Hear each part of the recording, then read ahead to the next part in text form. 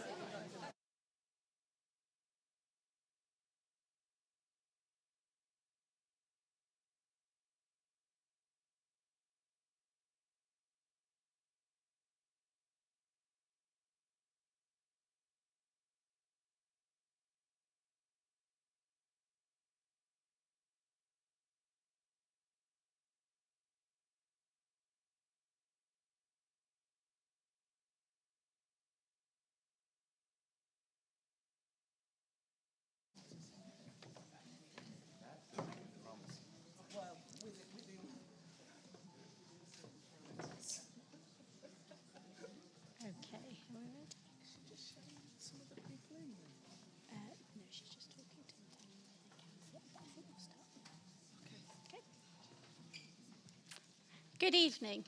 My name's Claire Ahrens. I'm a work in programming here at JW3.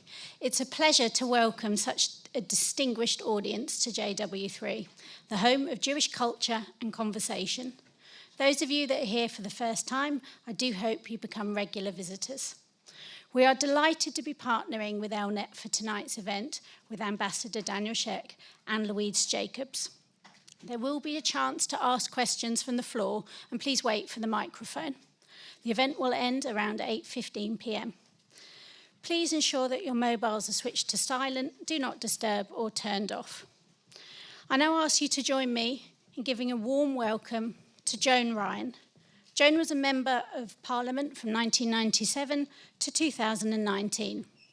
She became CEO of ELNET UK in the same year, where she leads a cross-party and independent efforts to promote Israel education and deepen the bilateral UK-Israel relationship. Over to you, Jo.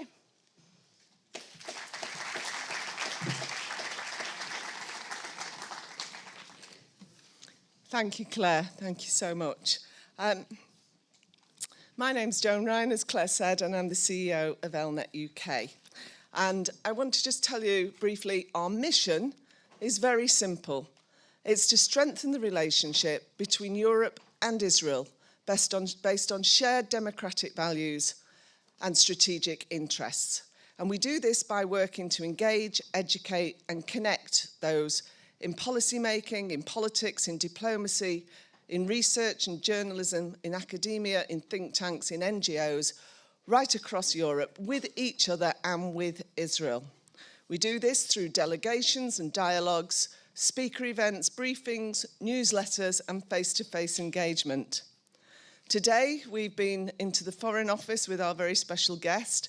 We've had a business breakfast with a mixed group of people from all of those backgrounds I just mentioned, and we've been setting up media appearances with our partners. We're very, very proud to be working in partnership tonight with JW3, and also BICOM have been helping us with setting up the media.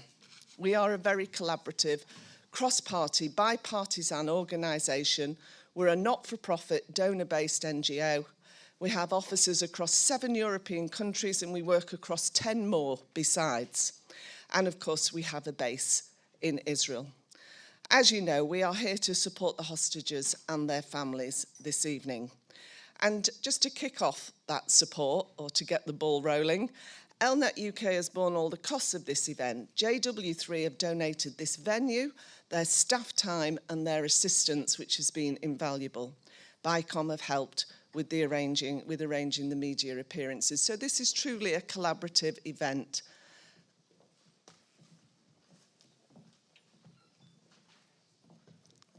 Welcome, welcome.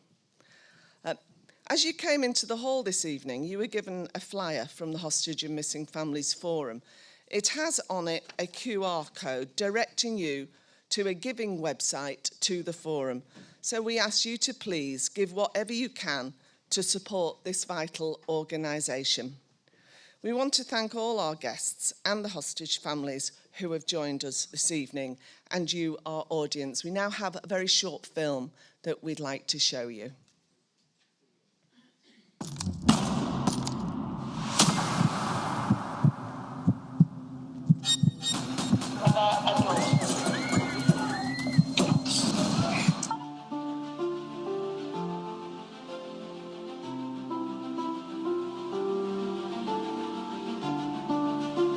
Well, it's absolutely overwhelming, it's absolutely heartbreaking. The most important thing is to show solidarity with Israel, because at the moment there are a lot of false information and fake news are spread all over the world, and I wanted to see it myself. Talk to the victims, talk to the family members whose sons are still taken hostage. You can see all these houses, all these personal stuff, all these clothes, and this was just slaughtering of innocent people, and I will tell that story everywhere. In all these containers, there are bodies of the victims of this massacre. It's hard to identify the bodies because some of them were burned, were smashed into pieces. There is no better expression than to say these are really crimes against humanity. LNet provides the realistic pictures and scenes what actually took place here. We're going to bring what we felt here from sincere talks with people, with the experts. We're going to bring these situations back home. I think it is important for us to really open our eyes and the eyes of the civilized world to what has happened. It's not about the conflict between Palestinians and Israelis.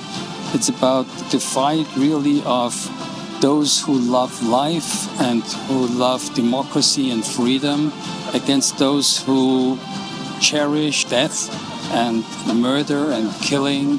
It's the fight of all of us.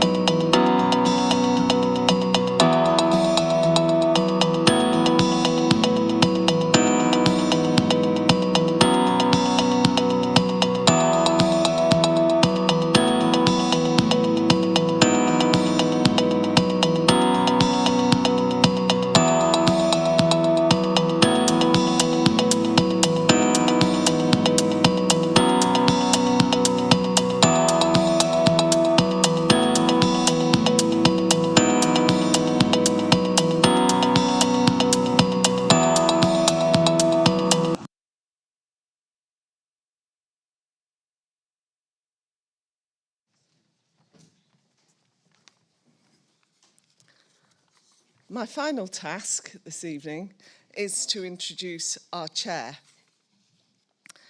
I'm delighted to introduce Louise Jacobs. She's been a strong and steady supporter of LNet UK since we set up 3.5 years ago here.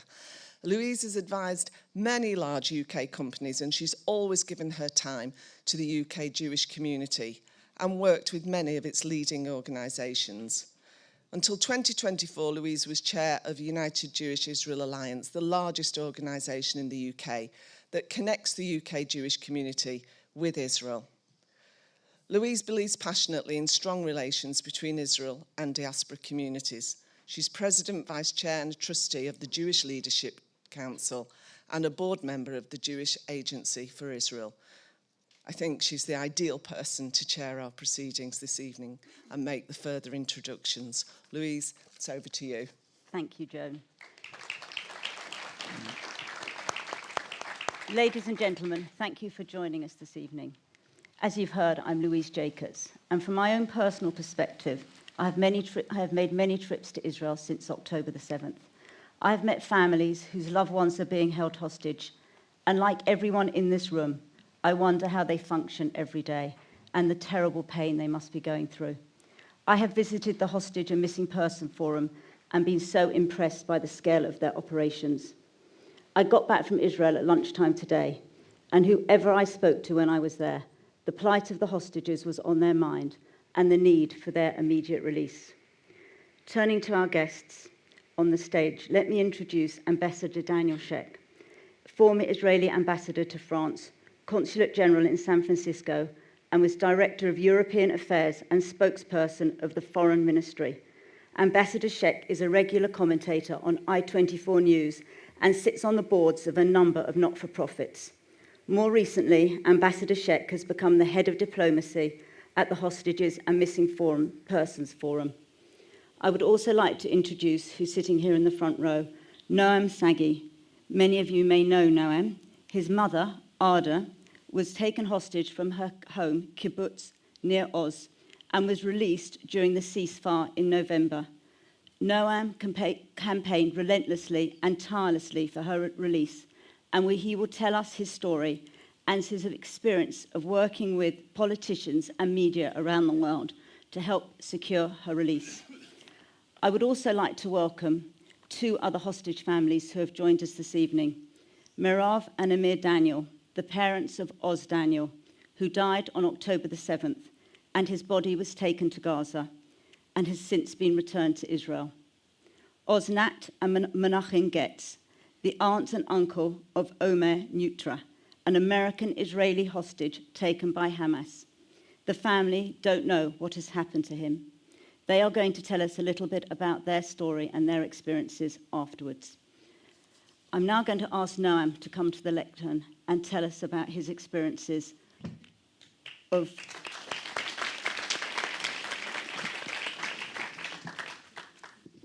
Good evening, and thank you for inviting me.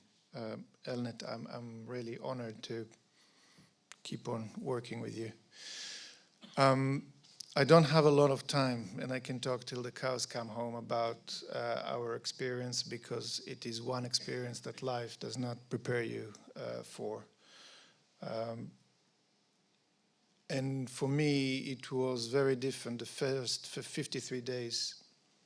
And we are now in day 241, and I tell you, I don't know how you do that, because that was the toughest experience of my life. On the 7th of October, in the evening, here in London, we heard that Mom is no longer found in the kibbutz, not in our house and nowhere else. We knew that she is not injured and she is not dead, but we didn't know where she is. The first decision was to stay here and do the work from here.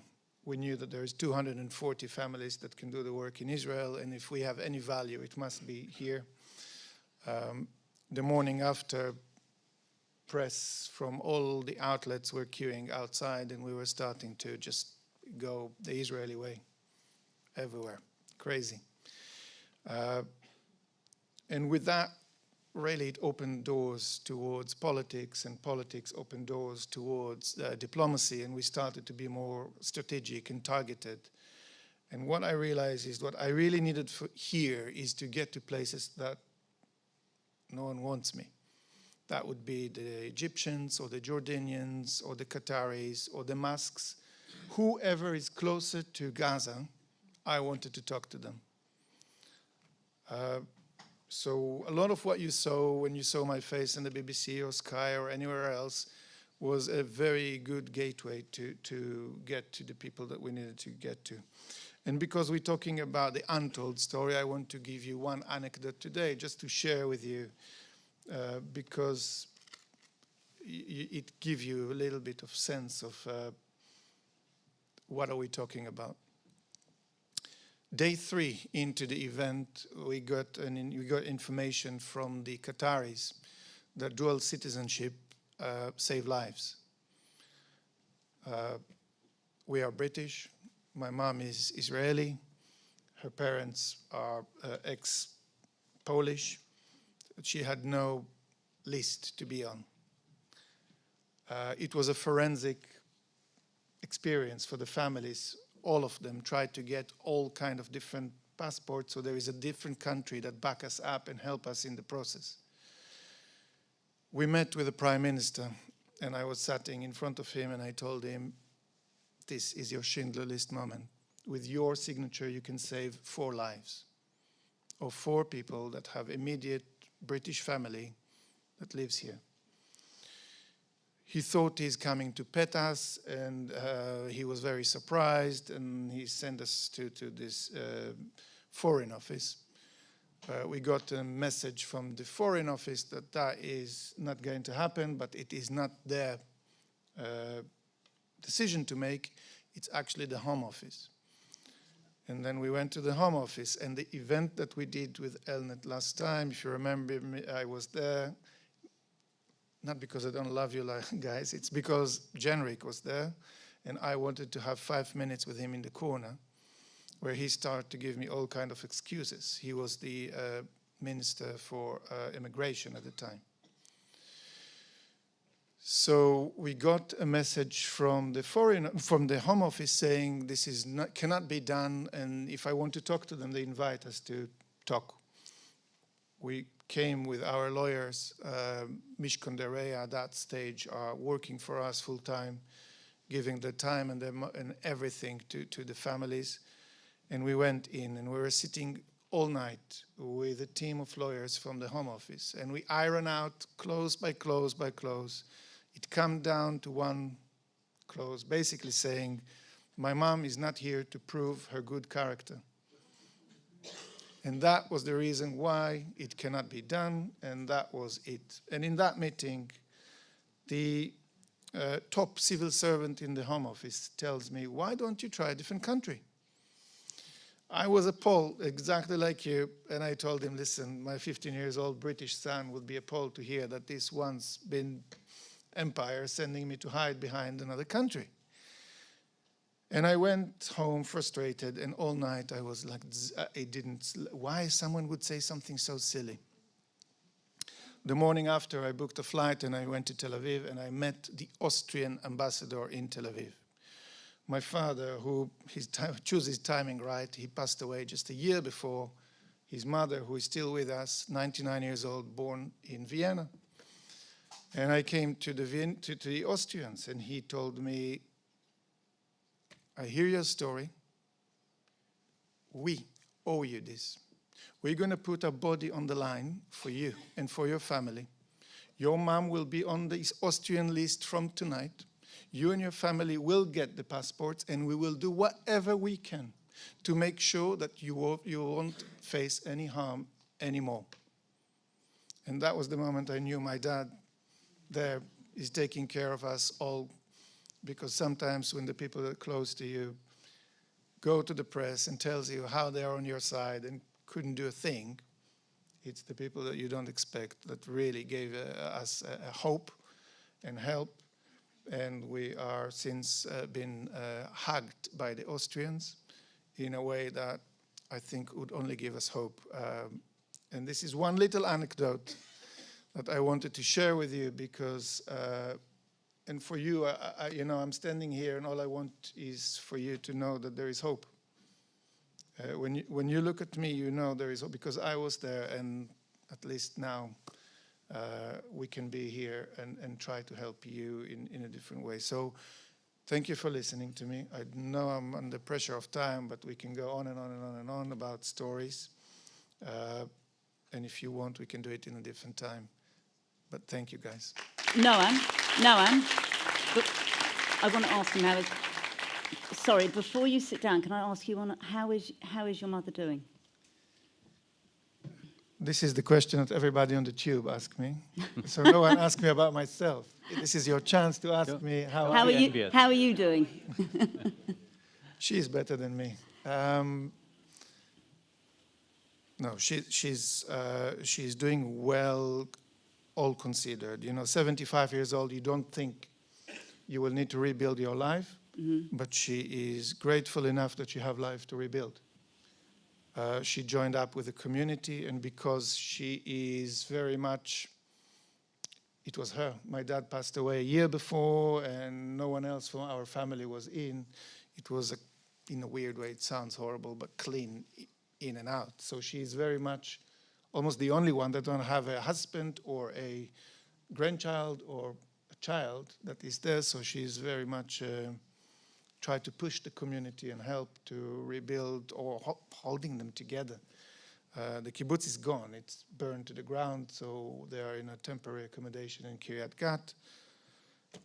Overall, she's really, really, really well all considered. Thank you. And thank you for sharing your story.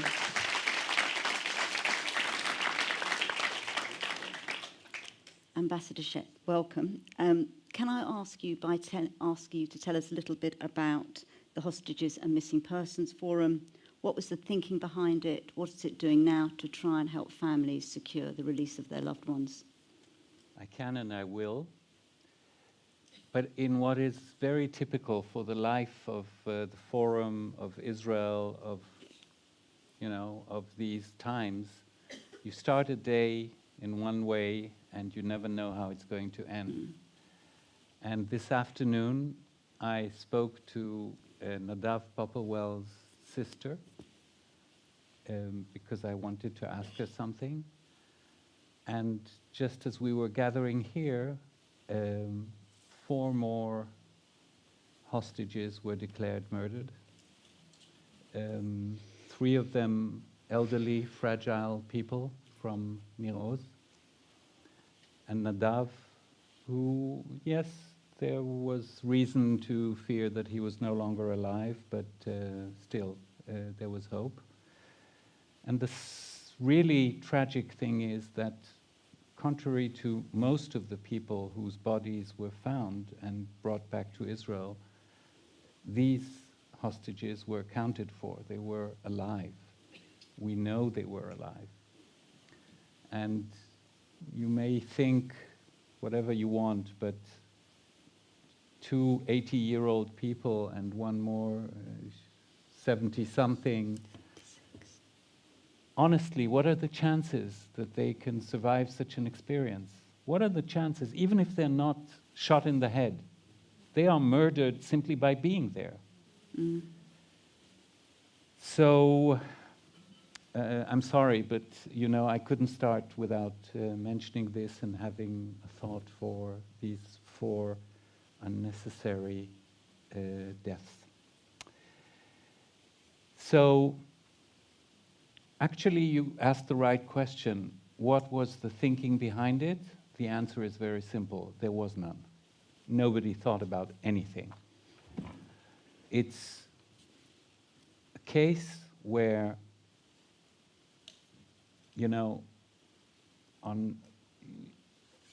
something happens to a country, it's being rattled, it's being shaken to its core, people don't understand what's going on, and there's this immediate surge of civil society goodwill to try and do something.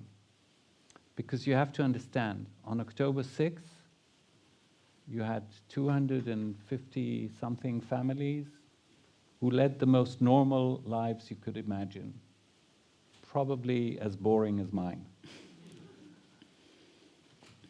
And then suddenly, within a few hours, their lives simply exploded. Complete disruption, complete distress, helplessness.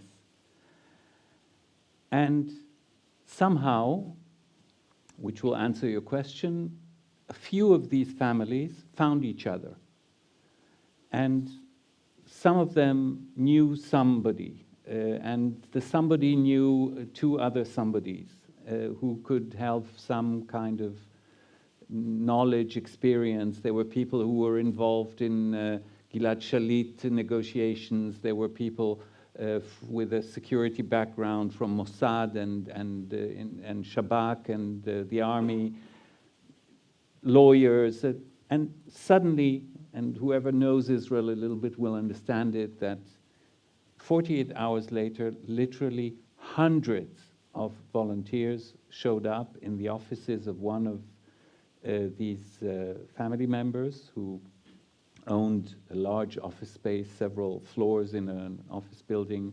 He simply cleared everyone out and said, now this is the hostage and missing persons center. And that's how it was born. And people congregated there now. We're talking about many thousands of people who are involved in 80 countries, including an amazing group here in London, which organized yesterday's rally. You know, I'm looking at one of them here, and our friends here, the hostage families who spoke and joined the march. There are lawyers, there are medical doctors, there are mental health experts, media strategists, social media operators, social workers, as I said, and fundraisers. You know, we use a lot of money, we can talk about it, and we use it well, we try to use it well. And a small group of aging former Israeli ambassadors like myself. My wife, who manages this group, likes to say that when we're all in the room, there are 500 cumulative years of experience, of diplomatic experience in the room, and unfortunately she's not far from the truth. And we showed up on October 10th, I guess, and personally I've been there ever since, nearly every day. We try to, and you know, I'll follow up on what Noam just said. It's such a typical story, because in the first weeks, because of this rumor that dual citizenships will buy you priority in release, which, by the way, turned out not to be true, so far, at least. Mm. Yeah, well, somebody wanted to make a gesture to Vladimir Putin, so the only two guys who were released who were not children, underage, were Russians. But in principle, it wasn't an advantage. But immediately, among the hundreds of people around the forum, there was this rush to gain citizenships, and we who had connections to many of these countries and to the ambassadors, we obviously tried to help them, and we did. I suspect that we helped about 40 or 50 people get citizenships. I'm not at all surprised. I didn't know the story about Nico Luterotti, the Austrian ambassador, who is an amazing guy. I'm not surprised at all. He did it with a few other families, and there were countries, really the thinnest thread of connection to their country. They said, that's enough, you know, don't worry about it, it's okay, we'll manage it. And you know, in the end of the day, it's not as if these people are planning to move to that country, and the only people to convince are Hamas. They're the only people who have to believe in this citizenship. But there were countries, and I'm amazed at this story, who were so formal about it. And there was no amount of telling them, listen, this is a charade. Stop taking this so seriously. It's to save lives. But no, yeah, it didn't work.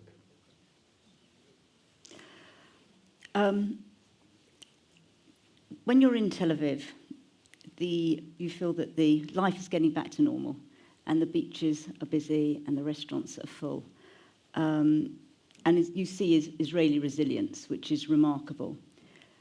But is that sometimes quite difficult for the hostage families who feel that their loved ones may be forgotten and time is going to run out and life will move on? Well, you know, maybe these friends should answer that, but I think that most of them are okay with it, because they understand that life goes on. But maybe it is scary for them to see. The forum is all about, we can't fight Hamas. We can fight forgetfulness. We can. And we try to, both in Israel and worldwide. And worldwide it's becoming more and more difficult. I don't have to tell this audience that to keep a media story alive for 8 months, it's unheard of. I mean, this stuff happened on October 7th. Who cares? Well, we make you care. And we try to find a new angle, a new excuse, a new person, a new face, something to get, and for example, such an event like yesterday is a great opportunity. It's not just the march itself, it's the media attention, it's the posters, it's the slogans, it's the blocked streets, and people ask why, and they get an answer. So all these things, by the way, there were marches yesterday in, I think, 30 cities around the world. I must admit that I never imagined that there would be so many people in London. Really an amazing, yeah. Absolutely, amazing.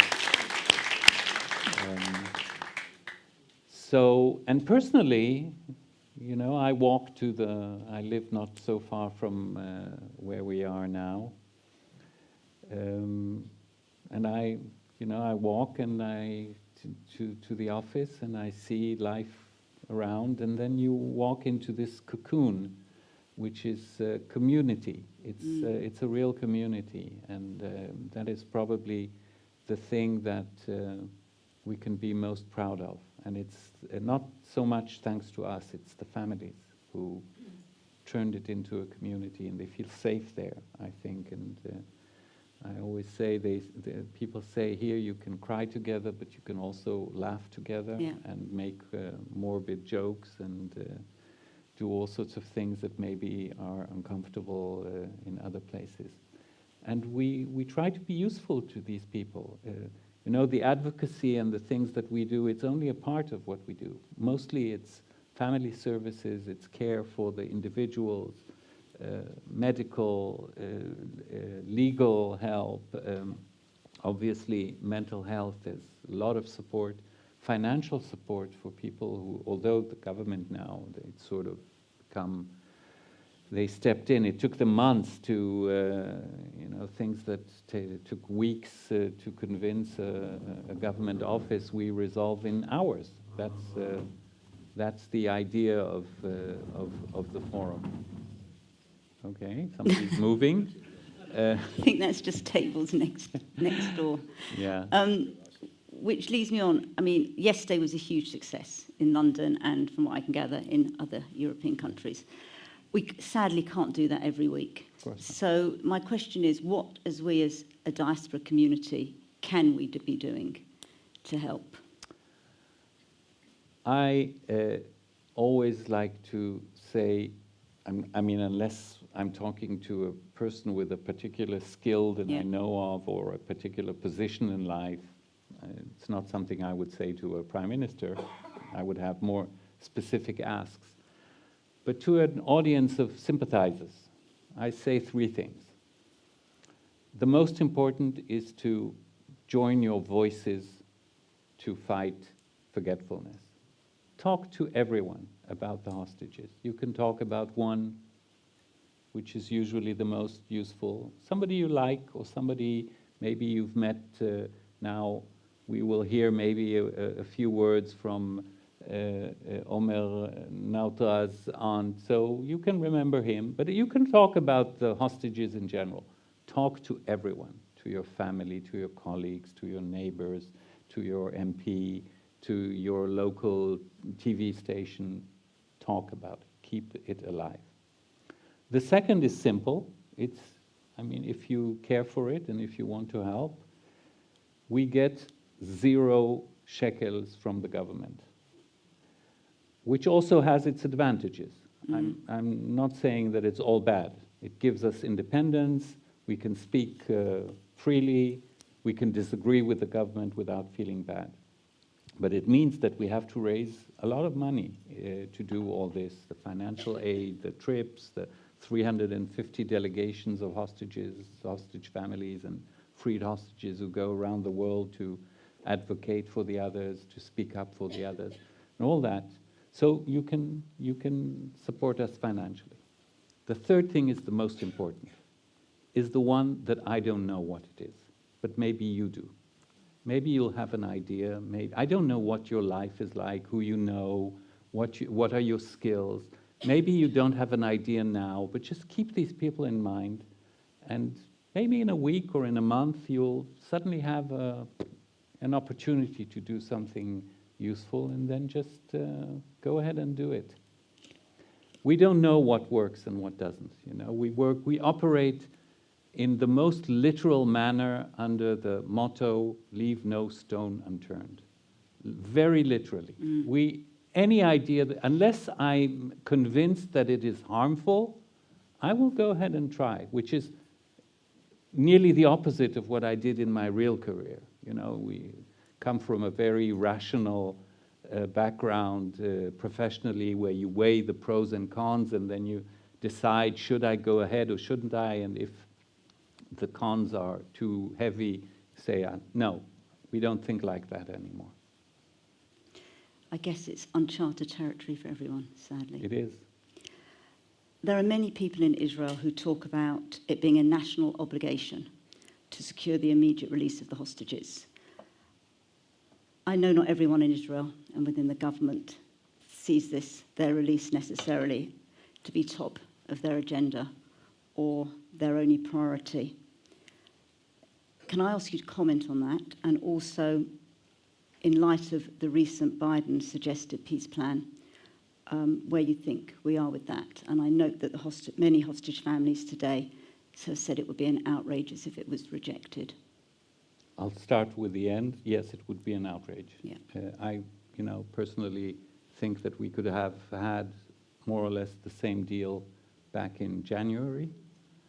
We missed that opportunity. The deal hasn't changed much, but sometimes circumstances change the substance. The context is different, so the same things are, you read them and you understand them differently. So I hope this time is the right one. We can't put pressure on Hamas. We don't really have many levers. Noam mentioned a few, and we try to support those and to help them, but we are mostly a pressure group inside Israel. And we won't, we already did all sorts of operations to make it clear to the various members of the government what our position is. Meetings with them, demonstrations, but mostly friendly meetings, just to explain. So that is that, and I, from the bottom of my heart, I hope that the deal goes through. What happened today is, is there a better way to illustrate how urgent it is? For some people, obviously more than for others, although Professor Guy Levine, who is the head of medical services at the Forum and one of Israel's leading experts on public health, he always says, after 241 days without decent food, without fresh air, without sunlight, without clean water, no hygiene, no medicine, even the youngest and the fittest cannot be considered healthy. So everybody is in danger, everybody. Now a word about the debate. There is a debate, and especially within the realm of the politicians and the decision makers. So I'll say two things. First of all, there is a question of responsibility. I'm not saying blame, I'm saying responsibility. October 7th was a severe breach of the fundamental contract between a state and its citizens. paragraph number 1 in that unwritten charter is the state will keep its citizens safe. They failed. Never mind whose fault it is. It's not at all the issue. It's the state as an institution that has the responsibility. And therefore, the state also has the responsibility to make it right to those you still can, because for many hundreds, it's too late, because they were murdered on the day, or they unfortunately keep dying in the fighting, God forbid, or they die in captivity in Gaza, or you know. So there is a responsibility. It's your problem. There's nobody else who can resolve it for you. And if the price for it hurts, that's okay. You know, we teach our children. You make a mistake, there are consequences. These are the consequences. Then there is the question of, you know, there are, so to speak, two objectives to the war. One is to defeat Hamas. By the way, I still expect to understand what exactly that means. When do you know that Hamas is defeated? But that's a different story. The other one is to free the hostages. So people, especially from abroad, ask me, okay, so which is more important? I don't know. I don't know which is more important. I know for certain which is more urgent. There is a hierarchy in urgency that is indisputable. You can defeat Hamas in a year, you can't wait a year for the hostages. So that, for once, the urgent comes before the important. For once, because human lives are here. And then there is the big question of the price, the cost. And here I may have a slightly unorthodox view.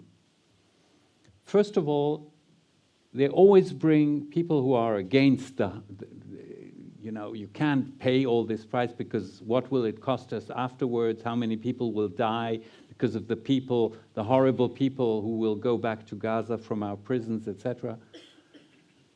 You know, and they bring the example of the Shalit deal where Yahya Sinwar was freed. And I tell them, it's not because of Shalit that we had October 7th. It's because you didn't protect us from Sinwar that we had the October 7th. If you had done your job, then Yahya Sinwar would have stayed in his tunnel in Gaza and would have failed in attacking Israel. And the same thing goes for those people who will be freed now. Of course, I'd rather have them stay in the prisons. But that's the price you have to pay. And the next time you just do a better job in protecting the Israeli civilians. The second thing is more important, and that's how I will end my answer to this question. Everybody speaks about the cost of freeing the hostages. Not enough people speak about the cost of sacrificing them to Israeli society. And to me, the price is 10 times higher because it breaks one of the fundamental components of the ethos of Israeli society, of every parent who sends his son or daughter to the army, that Israel does not leave people in the battlefield, not alive and not dead. And even more so if it's not military personnel, but civilians who were just snatched out of their beds in their pajamas. So I don't know how Israeli society will look if not everything is done to bring every single last hostage back home. Thank you. That was the clearest and the most eloquent answer I'm sure all of us have heard to that question, which we've heard being asked before. We're very honoured to have two families with us. I would like to ask if you would like to come up and address the audience and say something. Okay, thank you. Do you want go.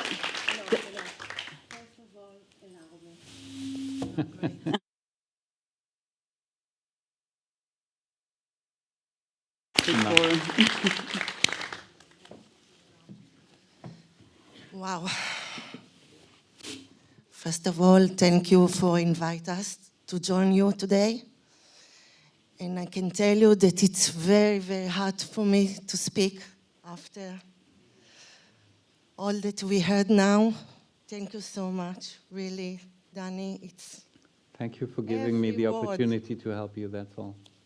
And I think that Danny is humbled. It's not the family.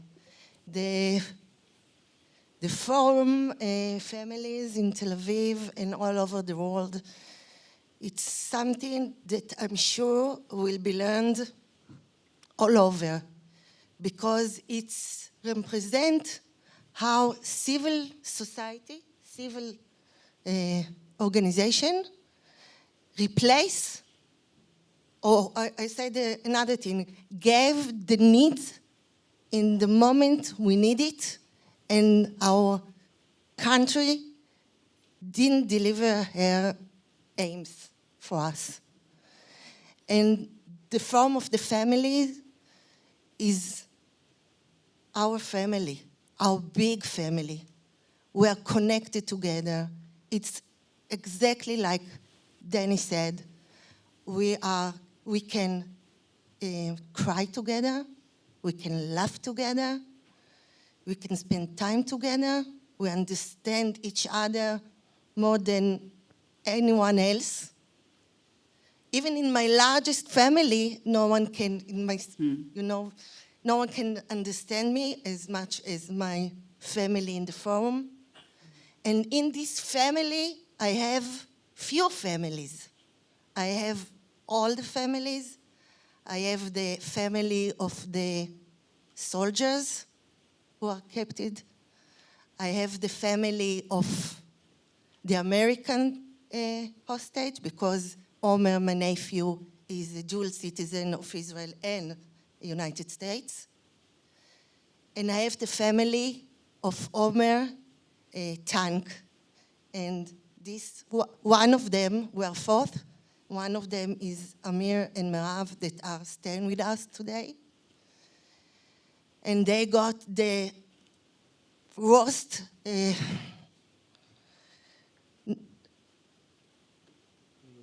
news that someone can get. At first, they thought that their son is alive, because what we are known is a video that Hamas released the morning of the 7th of October. And you can see that 3 of the soldiers of the tank, of the team, were taken alive. I don't think we need to go to really deep details, but we thought, all of us, that they are together and they are strengthening each other and they are helping each other to go this horrible time. And after 4.5 months, they got the worst news they can get, that Oz was fell and murdered on the 7th of October. So they have to go 4.5 months thinking about their son being captive, and then to get the knowledge that he was murdered because he's a hero on the 7th of October. And they are my family. So it's very strengthened me to be here with them. Let me tell you a little bit about Omer. Omer is my nephew, and I think he has a special story, because he's, as I said, a dual citizen of the he's American. He born and live in New York. So he could stay in his perfect and peaceful life in New York. But when he finished high school, he decided to come to Israel for a gap year because he was accepted for Binghamton University, a very good university in New York, in the United States. And then he came to Israel to learn about the country, to learn about the people, to learn about his roots, to connect to the family. But most important for him was to learn and connect to his peer groups. And after in Israel, he came back to his parents in New York and told them that he feels that it's obligation to go and to serve like his peers are obligations. You know, in Israel, every young guy and girl need to go to the army. And he decided that he wants to be the best as he done all his life. He's really charismatic guy.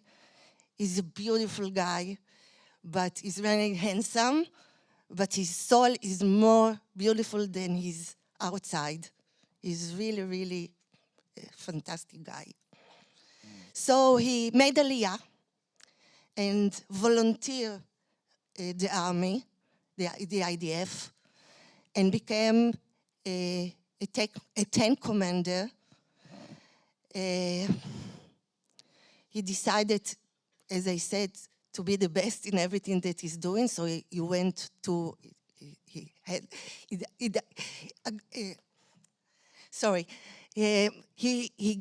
volunteered to the IDF as a lone soldier.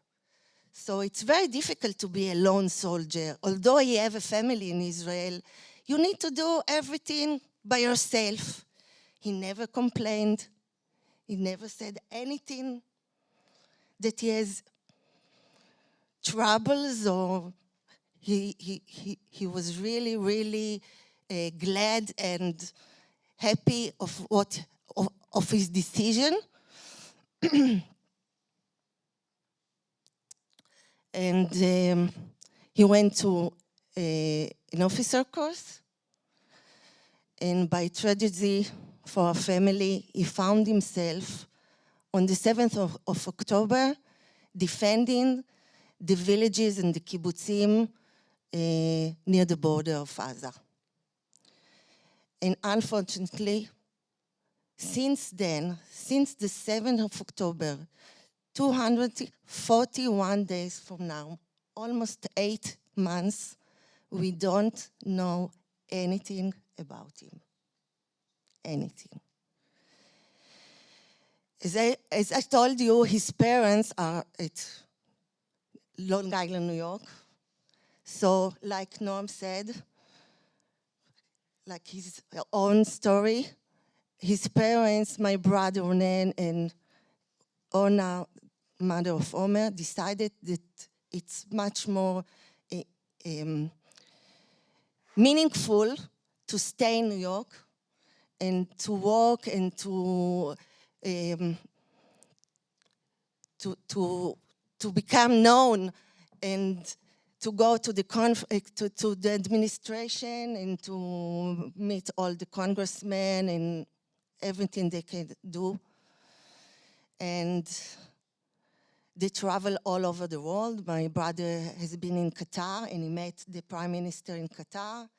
And they've been in Europe and everywhere they can to tell Omer's story and try to say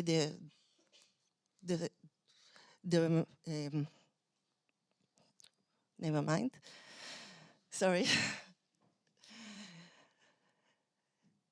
And I can say we didn't need to look for another citizenship because Omer is a dual citizen. But I can say that the administration, from the President Biden till everyone in the United States are very, very איך אומרים לעטוף? supporting us in the family. I can tell you that every time that Blinken, the Secretary of State, is coming to Israel, he met with us. I met him 7 or 8 times in Israel because he has time for the families. Biden sat in the White House with Orna, and he held her hand for 1.5 or 2.5 hours. But we need to see results. We got a lot of hugs, but we need to see results, and maybe the deal is on the table, will bring us our beloved ones back to home, back to us. And I wanted to say another thing. Yesterday was a very, very meaningful day for us. To see your support, to see all England comes to the rally and work with us and hug us. We met so much wonderful people in this terrible time, and it's really, really meaningful for us. It strengthens us, and I want to tell you personally, thank you so much.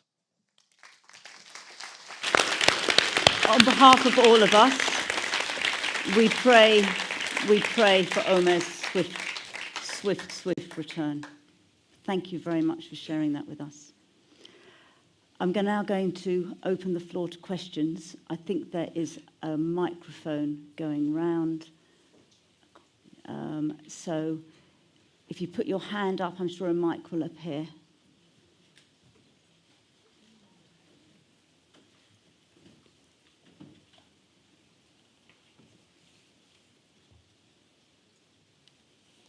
Lady down here. Thank you.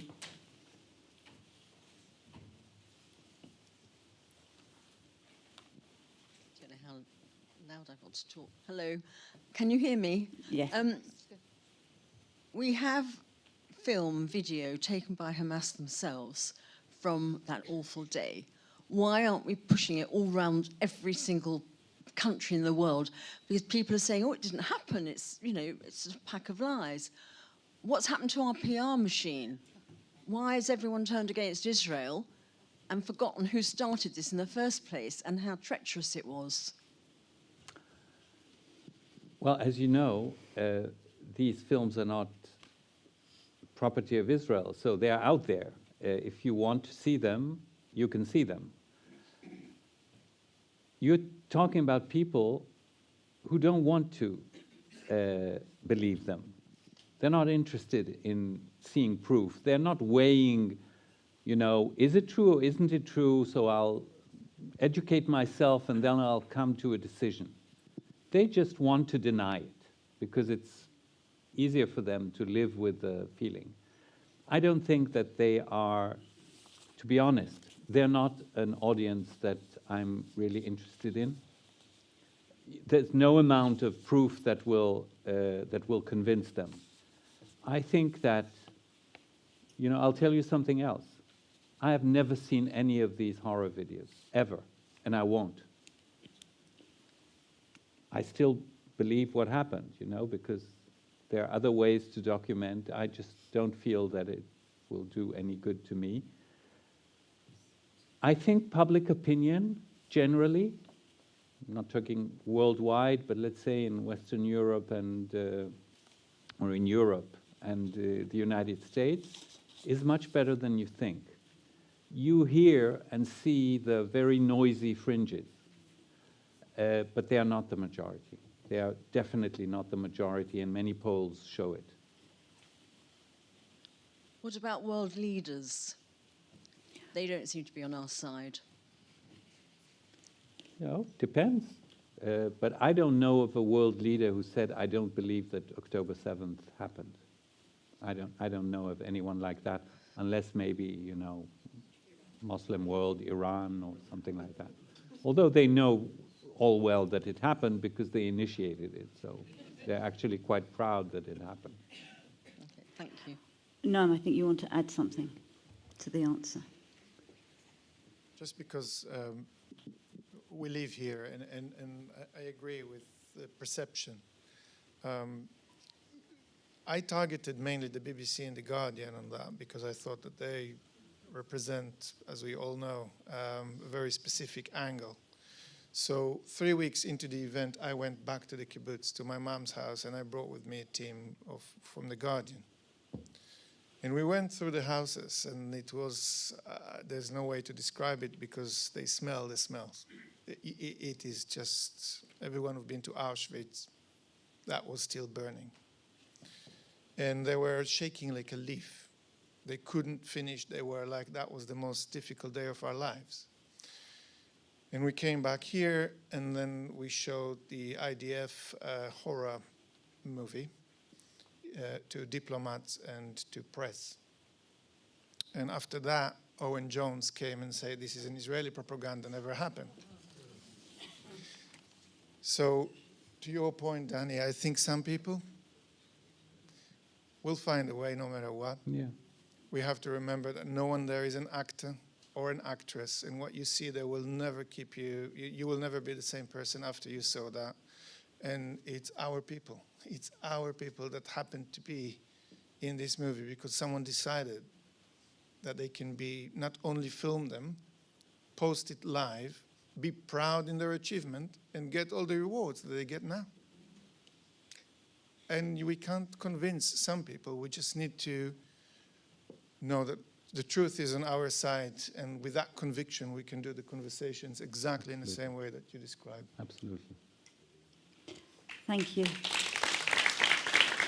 Lady there. Hello, I've been here several times to see films with my friends. Me and my friend at the back, we did a tour of Israel. We stayed in Jerusalem and Tiberias on the Sea of Galilee. We went to the Golan Heights, and we came back home on the 22nd of September. And my friend visited her cousin in Jerusalem in the hotel, and her family have been called in, into the IDF.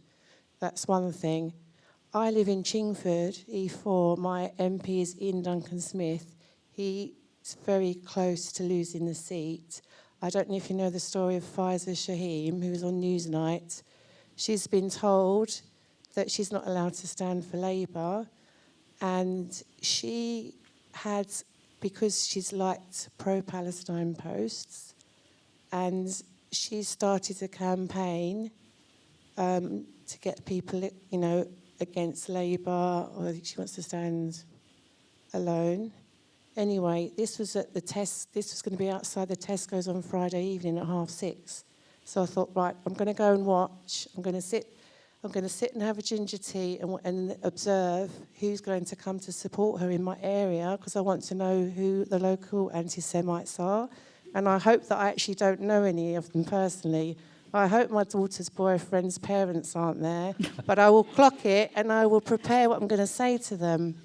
I've been learning, about the history of Palestine and how the first settlers were the Caphtos, the Crete and the GNC people. So I'm learning the history so that I have information, and I want to see Ian Duncan Smith. I don't quite know his stance on Israel. Sorry. I want to know, do you know his stance on Israel, and can I help you get time with him? Would it help at all? I don't know. I hear that I'm not an expert on UK politics. I'm not the right person to ask, but maybe our Elnet friends, would be interested in. As I said, we are cross-party and bipartisan, and we work hard to work with all politicians to create a community of pro-Labour politicians, whatever party. When it comes to the films, They've been shown numerous times now in Parliament. Pro-Israel. You meant pro-Israel. I'm sorry. We've shown the films numerous times, and we haven't had a single member of Parliament who's contradicted them, who's said that they don't believe them or has denied them in any way. They are very triggering, and I think you have to think very carefully before you watch such films. And if you are absolutely convinced, then you don't need to watch them. That's the fact of the matter. Yeah. But I think we've got to work with all politicians. Further questions? The lady there. Thank you.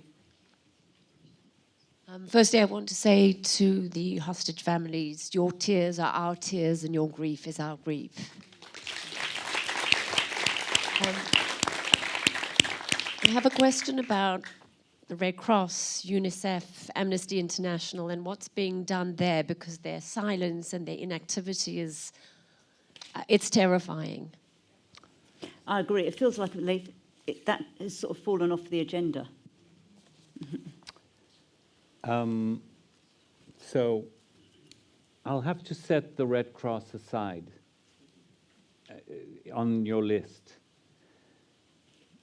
Because, to be honest, as shocking as I may find that on International Children's Day, just a few weeks after October 7th, UNICEF didn't see fit to mention, at the time there were many underage children captive in Gaza. It was before the release. You know, as shocking as I may find it, UNICEF can't do anything for us. So it sounds a little bit insensitive, but why bother? I mean, it's just annoying. Different is, for example, the World Health Organization, because they might be helpful in getting medical care, in you know, mobilizing the medical communities around. It's different. I don't remember who else was on your list. Amnesty. No, Amnesty. Who cares? The Red Cross is a different story, because the Red Cross can and should be a player in this tragedy. But I must say that we, the small group of diplomats at the forum, had to sometimes sort of calm some of the anger. I understand the anger, because the Red Cross was created in order to intervene in extreme humanitarian crises. No doubt that October 7th and the fact that so many hostages, including children and women and elderly and fragile people, are held hostage there, qualifies as an extreme humanitarian crisis. So the bottom line is, they didn't do their job. I mean, they couldn't, they are supposed to be the first on the crime scene, quote unquote, and get a list, a credible list of who is there, what is their condition, maybe even get visitation rights to verify, give them medical support, etc., etc. None of this obviously happened. Now, so that's why people are angry, and I understand it. But I also know that the Red Cross doesn't have the means to enforce its position. So they may go to Hamas, and I know they did, both in Gaza, in Doha, in Geneva, in many places they met with Hamas people. And obviously, we understand that, they got a flat-out refusal. He said no. Where I find their behavior unexcusable is what comes after. They did not point a finger at Hamas and say, the reason we failed in our job is because Hamas wouldn't give us access. Nowhere did they say this. Their social media, which in other cases of hostage-taking, every 2-3 times a week they mention it, hardly ever mentioned these hostages. And that fuels the anger and justifies it. Having said all that, in the end of the day, we will still need the Red Cross in order to realize this deal, the exchanges. You know, some Israeli sort of jokingly and not in a very friendly manner used to during the first exchanges in November, called them Uber drivers. Yeah. Okay, yeah, it's funny, but we need the Uber drivers. They have a job, they have a role, because Hamas won't hand these people to Israel, and there's nobody else to do it. So we still need them in the field, but you know, it's the minimum of what we would expect from them. Thank you. I think we've got time for one last question. The gentleman in the middle there.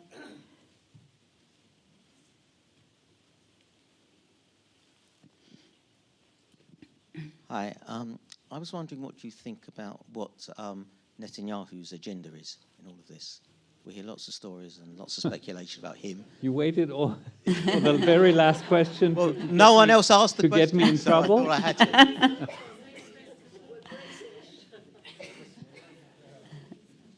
to. You know, the very honest answer is that I'm not a great expert on what goes on in the head of Bibi Netanyahu.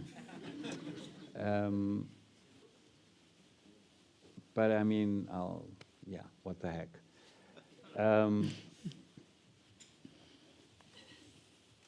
I think that he is not completely motivated to end this war for reasons that have nothing to do with the war.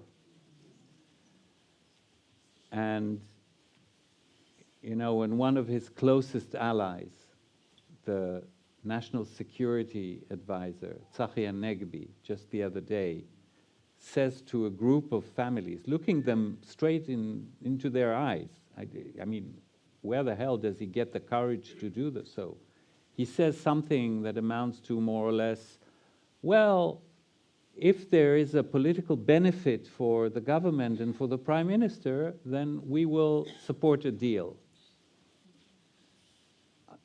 Saying more or less, if there is no political benefit, they can rot in Gaza.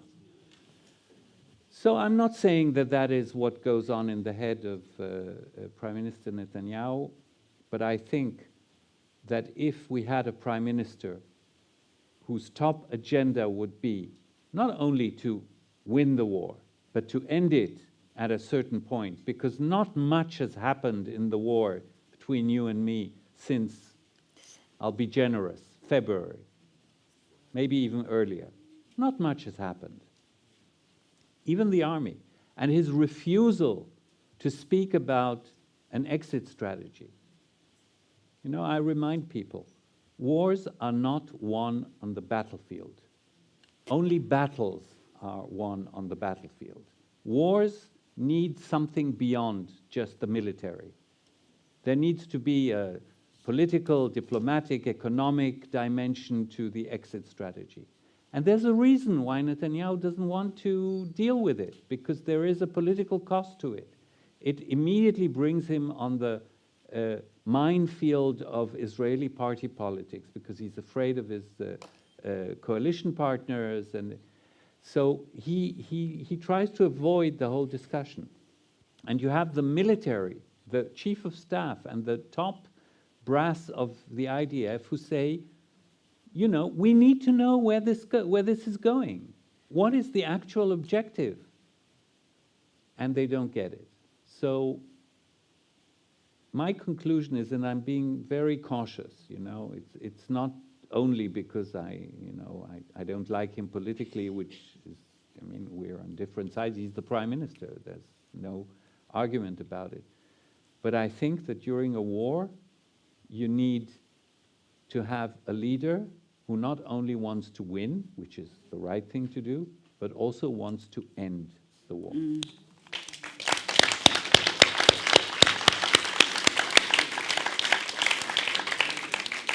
Ladies and gentlemen, I know you will want to join me in thanking Noam for coming this evening, Ambassador Shek, who's spoken to us so honestly, and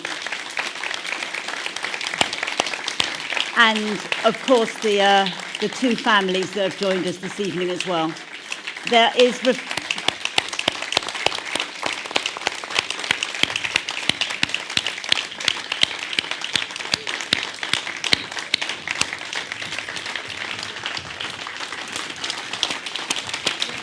Thank you.